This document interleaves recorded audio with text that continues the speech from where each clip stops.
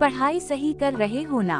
और अयाज का हमेशा की तरह एक ही जवाब होता, जी अब्बा जी। ये जवाब सुने बगैर ही शकूर अयाज की माँ के कमरे में खानिस्ता हुआ दाखिल होता, जैसे अयाज की माँ को इत्तला दे रहा हो कि वो आ गया है दुनिया फतह करके। आधे पौने घंटे बाद अयाज की माँ चौल्हा सलगाती और दोपहर का सालन गरम करती। दोनों मियाँ बीवी इकट्ठे खाना खाते। फिर अयाज की माँ समीना अयाज को खाना देती। शकूर खाना लेकर अपनी माँ के पास आता और इंतहाई शफकत से नवाला नवाला करके माँ को खाना खिलाता। रात के 11 बजे पूरा घर खराटे लेने लगता। मोहल्ले में एक आशिक नुमा नौजवान कलीम अल्लाह भी रहता था।